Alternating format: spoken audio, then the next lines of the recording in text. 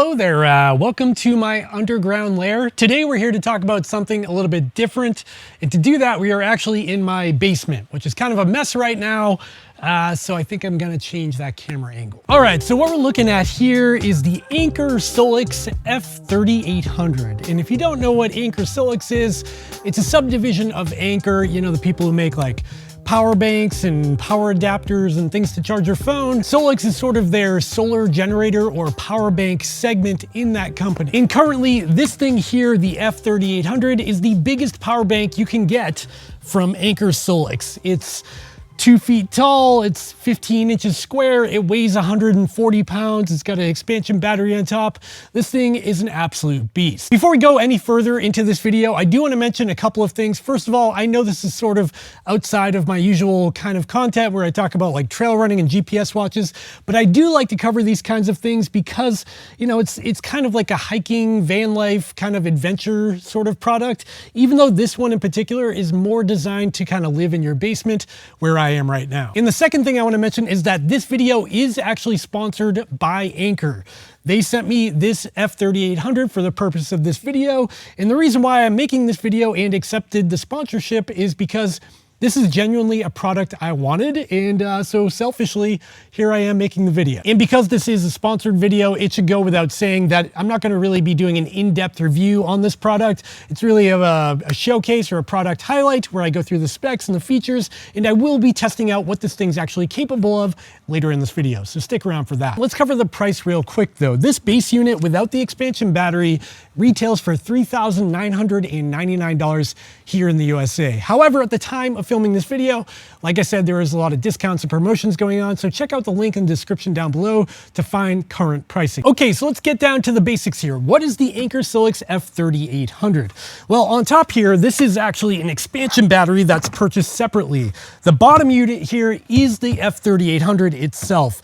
And within this container, within this box, there's 3.8 kilowatt hours of battery capacity. Now for reference, 3.8 kilowatt hours equals 3,800 watt hours. That means you could run a 3,800 watt load for 1 hour before this battery would die, and alternatively, a 100 watt load for 38 hours. And that's a very long time, as you can imagine. Now, when you add this top portion here, which is the expansion battery, that's got another 3,800 watt hours inside of it of battery capacity. So I've doubled the battery capacity of this unit by adding this unit, and you can add up to 6 of these units on top of it. So the use case of this F3800 unit isn't so much for going backpacking or camping because, like I said, it's very heavy. What this is really designed for is emergency situations, power outages, situations where you don't want a gas generator running, or even some sort of event like a concert or something like that, where you want to power up a bunch of electronics, but you don't want to have some noisy, you know, gas guzzling generator in the background doing all of the legwork. Let's talk about the hardware of the Anker Solix F3800.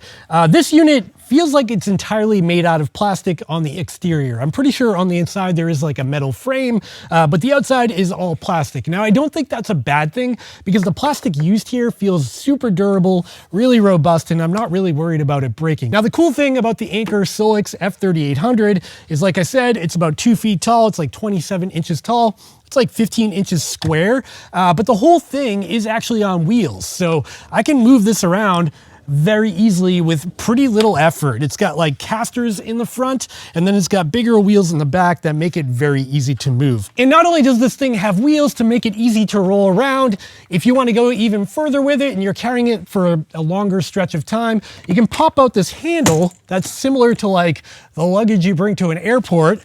And now with the handle up, I can simply kick it back and I can actually move this thing around super easy, just like a piece of luggage. So right around the front of the unit here, this is like sort of the business end of the Anker Solix F3800. Here you can see there's a display. So if I push the display button, it gives me a nice visual indication of what's going on with the unit. Now below the display here, you do have USB outputs. Me personally, I don't think I'll ever find myself using those because this thing's so big, it's probably gonna live in my basement. But if you were somebody who had this in a van or an RV or something like that, that's where having these Type-C connections here or the USB Type-A connections here would be pretty valuable. All right, now that we've talked about the display of the F3800, let's move around to the right-hand side of the unit here because this is where all the output magic happens. So as you can see, you've got a ton of output here for AC power. So at the top here, you're gonna see two strange looking connectors if you've never seen them before. These are typically used for RV or generator purposes. So this big one here is called an L1450. That's because the F3800 power station here is actually truly 240 volt output. So you can actually output 240 volt split phase to your home or to an RV or something like that and power huge appliances. And I'll show you an example of that later in this video. But to the right of that big connector is an LR30 output, I believe that's called. You do get 240 volts out of this at 25 amps. So you can support up to 6,000 watts from either of these outputs, which is a lot of wattage for an inverter. Moving down from the sort of RV connectors, we've got standard AC outputs. These are, typically found in homes here in the USA. And these ones are rated for 120 volts at 20 amps. So you've got 2,400 watts maximum from these connections here. Now that we've talked about the front and right side of the unit, let's move along to the left side of the unit because we've got some interesting stuff here as well. So right up top here, we've got a special connector, and I believe this is for Anker's proprietary home wall unit. Below that, we've got all of our input, and this input is rated for 1,800 watts. So you can actually recharge this unit pretty quickly directly plugged into your wall at home. And then down the bottom here, we've got connectors. I believe these are called XT60 connectors. I could be wrong. These are connectors for solar panels. So as you can see here, it supports 11 volts to 32 volts at 10 amps or 32 volts to 60 volts at 25 amps. So you can get up to 2,400 watts of solar input. Now moving down, you're gonna notice this big chonkin wire here. That's a word I use often, chonkin. It's got this big button on the top here. You can see I can depress that and unplug it.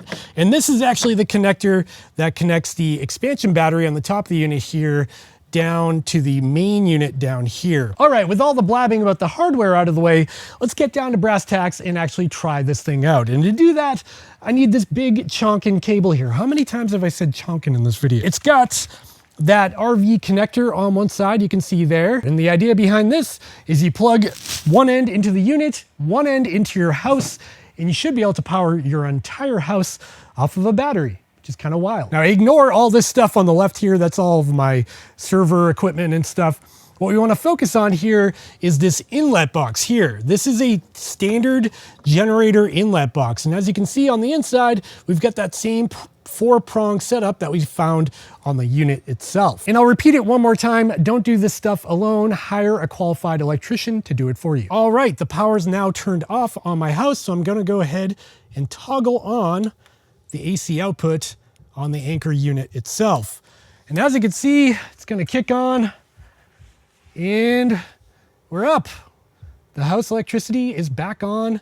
We're currently pulling almost 1,800 watts of electricity. All right, so now we're upstairs in my house and I will show you a real life screen of what's going on the Anker app on my phone so you can see what kind of wattage we're pulling. Right now, my house at sort of idle is drawing 1,722 watts.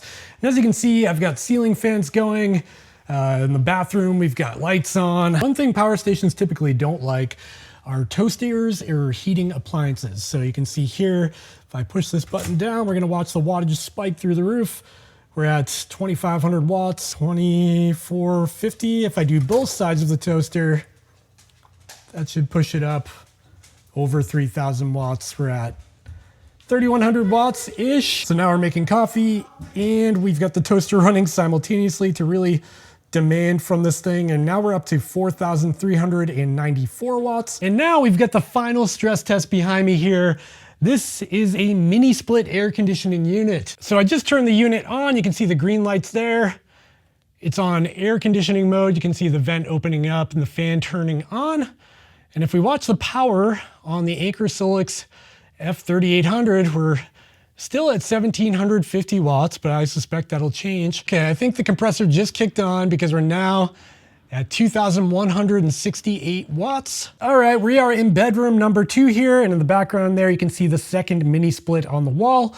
I'm gonna go ahead and turn on the air conditioner in here. All right, so I just heard the fan kick on this unit.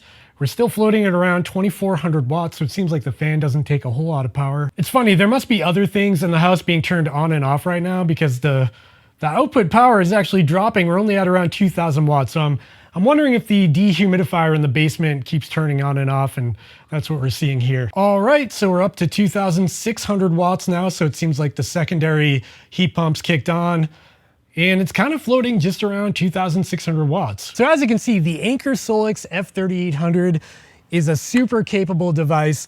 I still have my house running off of it. It's been, 20 minutes or so, and we still have 91% left on the battery. My air conditioner is still running up there.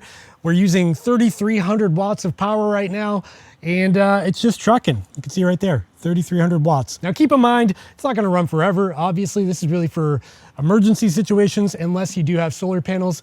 But I think this is something really useful to have in the house, particularly if you get power outages often like we do here in the Northeast. Now's the point of the video where I wanna hear from you.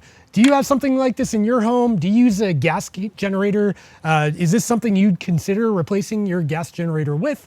I'd love to hear from you in the comments down below. Definitely go down there and let me know your thoughts and opinions on the new Anker Solix F3800. And of course, like I said before, this is a sponsored video, but Anker does have a whole bunch of promotions and discounts on this thing right now. So if you are interested, check out the link in the description down below, where you can probably find a pretty sweet discount. And with that, friends, that's sort of the end of this short video. I hope you enjoyed it. I hope you found some entertainment or fun in it. And if you did, please consider going down and giving me a thumbs up and subscribing to the channel down below, because that really helps me out.